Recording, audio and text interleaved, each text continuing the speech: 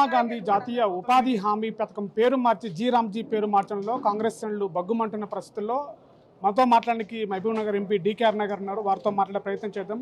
చెప్పండి మేడం, ఆ యొక్క మహాత్మా గాంధీ పేరు మార్చడంలో అసలు రామ్జీ కాకుండా ఇంకా పేరు వేరే పేర్లు పెట్టడానికి అవకాశం ఉన్నప్పుడు ఈ రామ్జీ అనేది ఎందుకు పెట్టారు అని కాంగ్రెస్ శ్రేణులు అడుగుతున్నారు. ఏం చెప్తారు?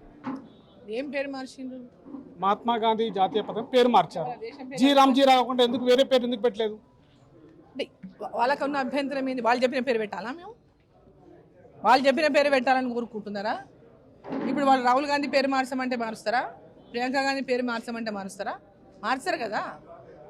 ఎవరి ప్రభుత్వం తీరులో వాళ్ళ యొక్క పథకానికి అనుగుణంగా ఏ పేరు ఉండాలో ఆ పేరును కేంద్ర ప్రభుత్వం నిర్ణయిస్తుంది. ఆయా వ్యవసాయ ఆధారితమైనటువంటి దేశం మనది. ఈ వ్యవసాయాధారిత దేశంలో వ్యవసాయ పనులప్పుడు 60 రోజులు పనులు తినాలని ఖచ్చితంగా వ్యవసాయం పనులు కుంటుపడకుండా, అంటే ఆ పనులకు అడ్డు రాగకుండా, లేబర్ షార్టేజ్ రాకుండా దాంట్లో కొన్ని మార్పులు తీసుకొచ్చిండ్రు. ఆ మార్పులకు అనుగుణంగా పేరు కూడా మారుస్తారు. దానికి వీళ్ళకున్న అభ్యంతరం ఏంది? వీళ్ళేం గాంధీ ఫ్యామిలీ కాదు కదా. గాంధీ ఫ్యామిలీనా? ప్రియాంక గాంధీ గాంధీ ఫ్యామిలీనా? రాహుల్ గాంధీ గాంధీ ఫ్యామిలీనా? ఇందిరాగాంధీ గాంధీ ఫ్యామిలీనా? రాజీవ్ గాంధీ గాంధీ ఫ్యామిలీనా? సోనియా గాంధీ గాంధీ ఫ్యామిలీనా? కాదు కదా. వాళ్ళు మహాత్మా గాంధీ అని అంటే అందరికీ మహాత్ముడే. గాంధీ వాళ్ళు ఒక్కరి సొంతం కాదు.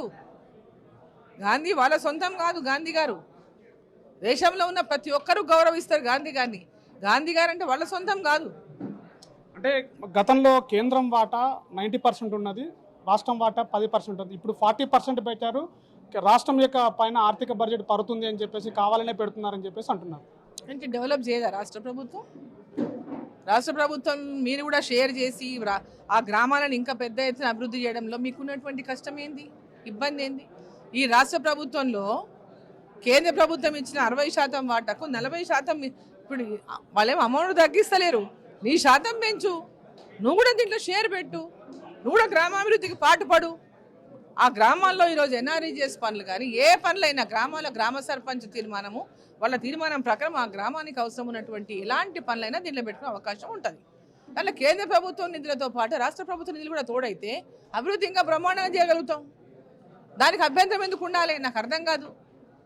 అంత మొత్తం కేంద్రం ఏం చేయాలి, మేము ఏం చేయమని చేతులు ఎత్తేస్తే రాష్ట్ర ప్రభుత్వాలు ఎందుకు? ఇక అంటే ఇటీవల కాలంలో కేసీఆర్ తెలంగాణకి బీజేపీ ఒక శనిలా దాపురించిందని చెప్పేసి అన్నారు, కామెంట్ చేశారు. దీని గురించి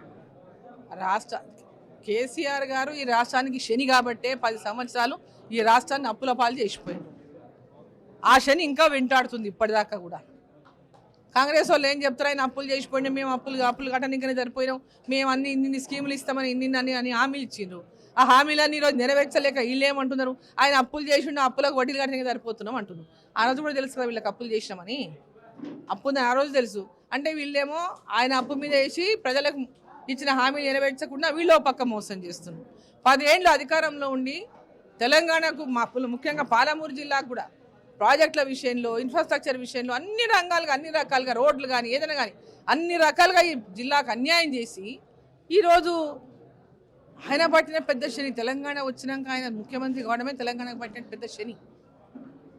అంటే గత స్థానిక సంస్థల ఎన్నికల్లో బీజేపీ అనుకున్నంత స్థానాలు గెలుచుకుందా అంటే ఏం చెప్తారు? ఖచ్చితంగా ఆ రెండు పార్టీలు కూడా గతం నుంచి ఎన్నో ఏళ్ల నుంచి అధికారంలో ఉన్నాయి. ఇక్కడ టీఆర్ఎస్ పార్టీ 10 సంవత్సరాలు రూలింగ్ చేసింది. కాంగ్రెస్ పార్టీ ఎన్నో సంవత్సరాల నుంచి అధికారంలో ఉంది. భారతీయ జనతా పార్టీ ఇక్కడ ఎప్పుడు అధికారంలో రాలేదు ఈ రాష్ట్రంలో. సో ఈరోజు గ్రామాలలో మార్పు కావాలని ప్రజలు కోరుకుంటున్నారు. ఈ తరుణంలో సర్పంచులుగా పోటీ చేసిండ్రు, వార్డు మెంబర్లుగా పోటీలు చేసిండ్రు. ఈరోజు వారికి బీజేపీ ఎవరైతే మద్దతు నిలబడ్డారో కార్యకర్తలు, వాళ్ళకి మద్దతు చేసింది భారతీయ జనతా పార్టీ. అటువంటి వాళ్ళు చాలామంది గెలిచింది. అలా వార్డు మెంబర్లు గెలిచిండ్రు, సర్పంచులు గెలిచిండ్రు, ఉప సర్పంచులు గెలిచిండ్రు. మేము సపోర్ట్ చేస్తే కూడా వేరే న్యూట్రల్ చాలామంది ఏమంటారు ఇండిపెండెంట్స్ గెలిచిండ్రు. అట్లా ప్రతి గ్రామంలో ఇలా క్యాడర్ ఏర్పడ్డది భారతీయ జనతా పార్టీకి. ఓడిపోయినా కూడా 10 ఓట్లతో ఓడిపోయింది, 2 ఓట్లతో ఓడిపోయింది, 1 ఓటుతో ఓడిపోయింది, 30 ఓట్లతో ఓడిపోయింది. ప్రతి గ్రామంలో కూడా ఇలా క్యాడర్ ఏర్పడ్డది భారతీయ జనతా పార్టీకి. ఓడిపోయినామనేటటువంటి లేకుండా మేము గెలవాలనే స్ఫూర్తితో ఇలా పనిచేస్తున్న కార్యకర్తలు సిద్ధమైన. సో భారతీయ జనతా పార్టీ చాలా బలంగా స్థానిక సంస్థల్లో పుంజుకున్నదనేటటువంటి మాట పచ్చి నిజం.